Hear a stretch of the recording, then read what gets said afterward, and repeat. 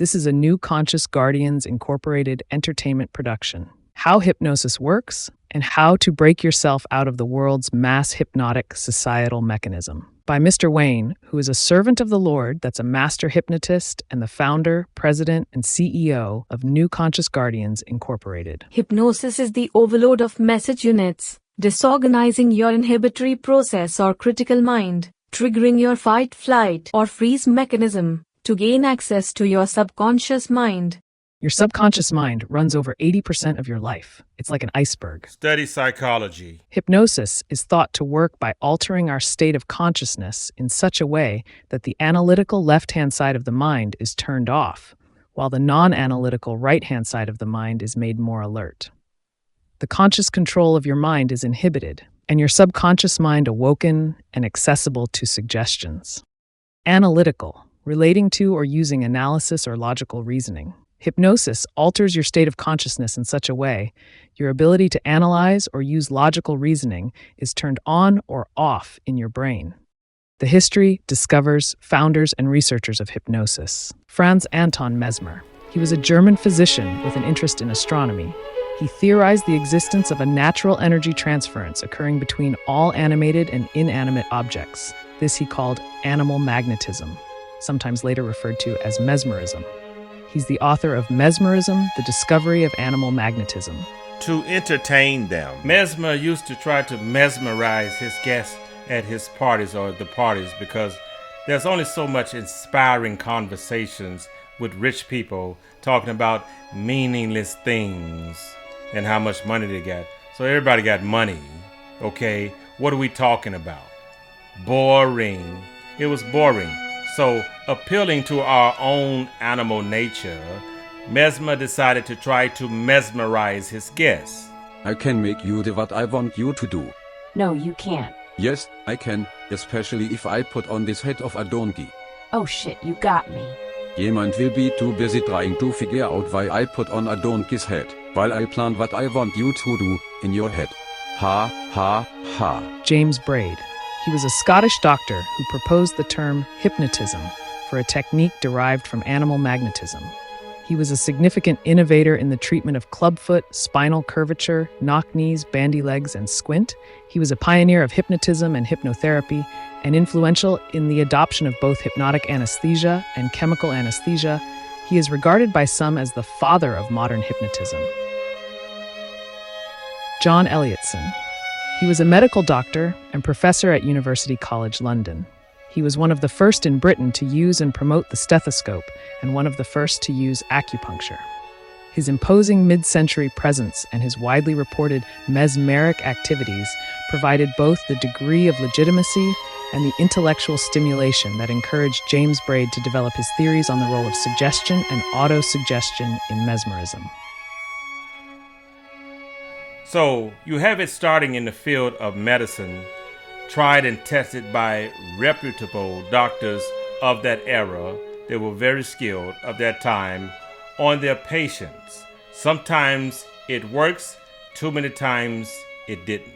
The practice of hypnosis was solidified by the wealth and status of Sir James Esdale, who was also a doctor and an English banker that served as the Lord Mayor of London in 1777.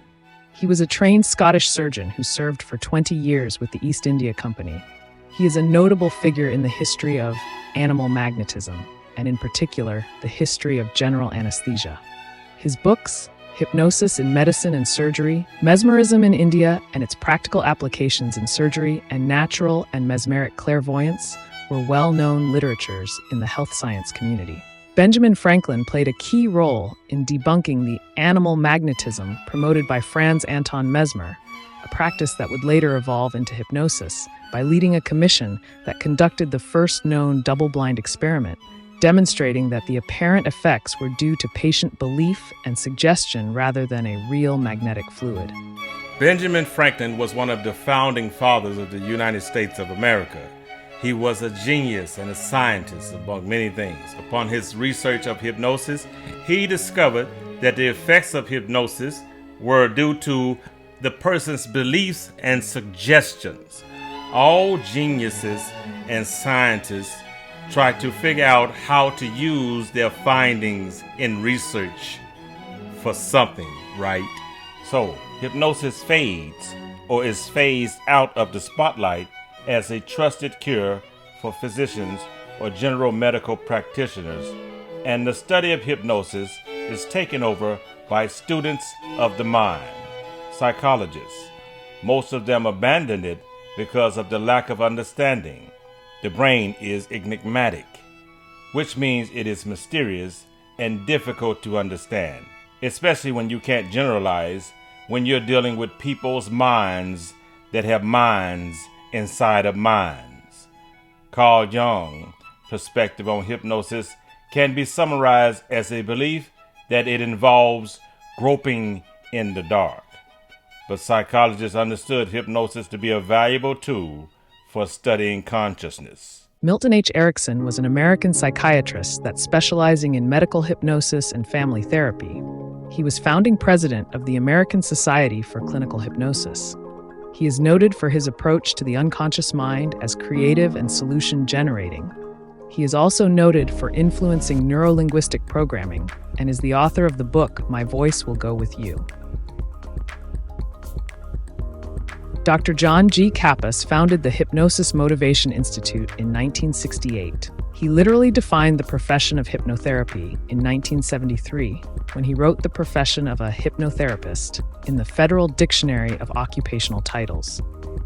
Dr. Kappa's school, the Hypnosis Motivational Institute, for which I am an alumni of, is accredited by the United States government to teach hypnosis. Dr. Kappa was also a genius, master psychologist, and became a master hypnotist. He took hypnosis very seriously and knew of its power. When he married the Hollywood darling actress Florence Henderson, his status rose, getting the attention of Hollywood and the United States government. The following are those who saw the value in using hypnosis. The United States government and everything associated with them. The business corporations in America that lie like they're not associated with the government. The entertainment industry that lie like they don't take orders from the government. And religious leaders hypnotize their flock all the time to worship what they want them to. If it's not to help, why would people use hypnosis on innocent people? Because unfortunately, this is the world we live in.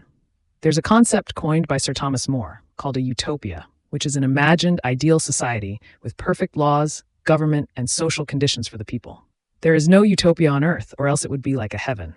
So in this world, there will always be selfishness, greed, envy, wickedness, evil, and ego-dominated people with the same mentality and energy of the emperors and the kings and the queens of our past. Now, we call them presidents, prime ministers, chancellors, sultans, supreme leaders, and in some countries, they still use emperor and monarch, which is king and queen. All these people are just regular people. In the reality you live in, they have power. Whether they obtain that power by coming from poor to wealth, inheritance, or by force, rarely is the day you will experience any human in power treating the people with the same human dignity and respect that they demand. People seem to forget that there is not even one human on earth that's good, and every human can be corrupted by power, fame, and wealth. So, to stay in power, protect their interest, and control the people, some heads of nations use physical violence and psychological warfare, which involves fear, distractions, and mind control mechanism. God knows what these people are like in this world. Everybody in this world is a creation of God, but everybody is not a child of God.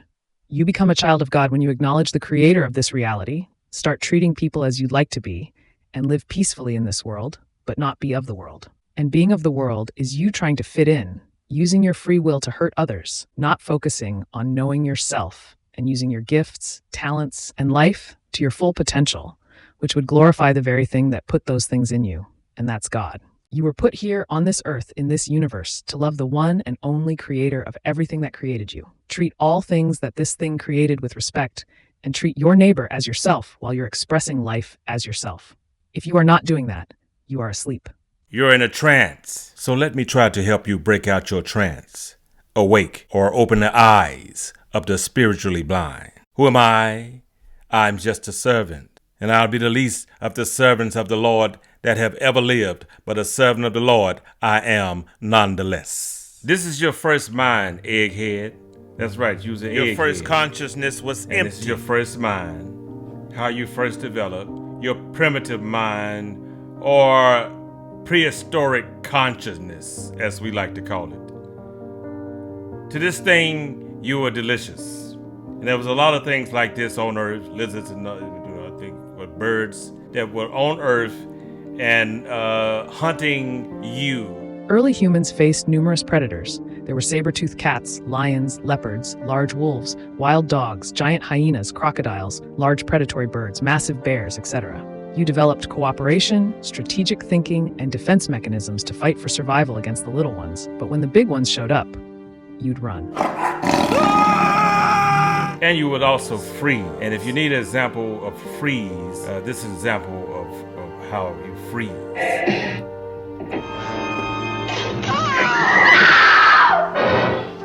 There you go. So she froze, terrified and fear. Stayed there screaming like an idiot, and the monster killed her or ate her, whatever happened. I don't know. For your brain development, you developed the ability to know when to fight, run for survival, or you just got the fuck scared out of you, and the fear caused you to freeze. These are message units you can categorize as positive and negative. You can now remember pleasures and pains. What is good to or for you, or bad for or to you, you store it in your mind's warehouse. All things you do not know yet terrify you until you get to know and determine whether to store them in the pain or pleasure department of your mind. For example, what is going to happen if you stick your hand on this fire? Fire is hot, right? Okay, if that's a pleasure for you, you're the devil, or you're one of Satan's demons, or you're something, whatever kind of thing that has no problem with fire. And burning is a pleasure for you. Wonderful. Your business. For me, it's a pain. Got it? Your critical mind begins to develop and evolve to distinguish what you like, or your positives, or what you fear, your negatives. Apparently, it's specific to humans what they love and hate. For example, some people love cake and hate snakes, and some people love war and hate peace. People are funny, yes? But I digress. Don't answer that. With the messages going into your mind, you got a lot of fear, other people's imagination, attachments, God talks to us, problems, solutions, bullshit, the devil, etc., being loaded into your mind. And your conscious mind, which is your logic, reasoning, intelligence, and willpower, catches a little of the stuff before all the stuff you experience goes into your unconscious or subconscious mind. You're always downloading something in your mind as you experience it. So, if something wanted to get your attention, they'd use an eye fixation. This is called an eye fixation.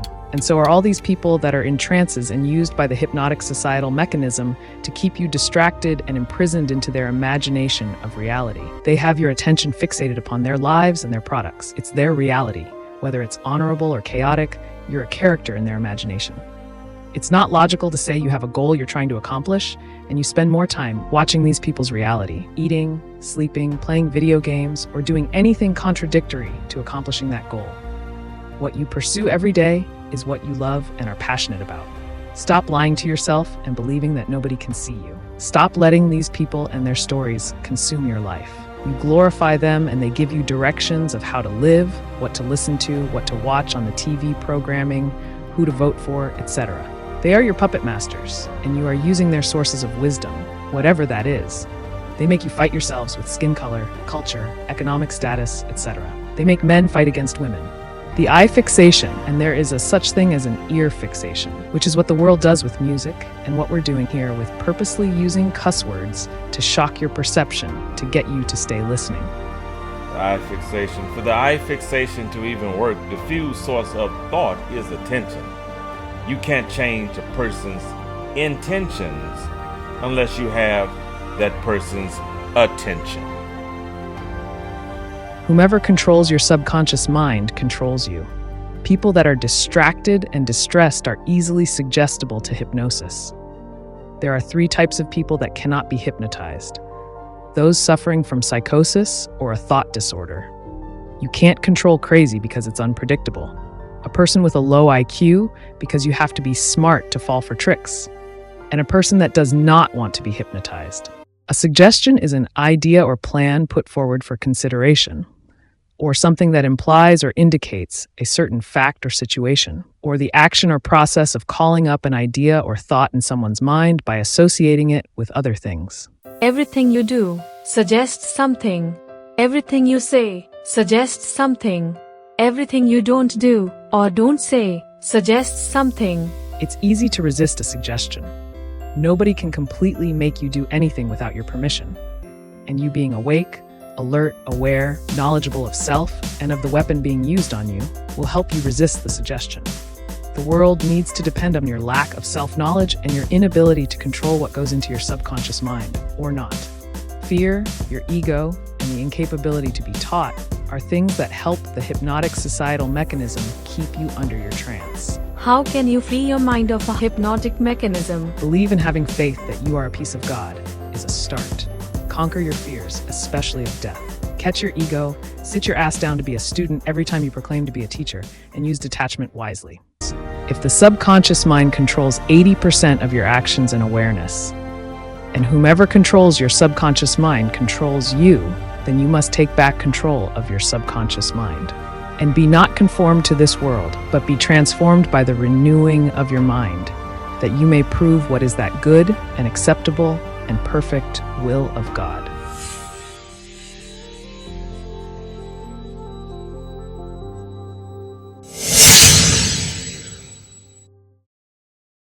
And so it is.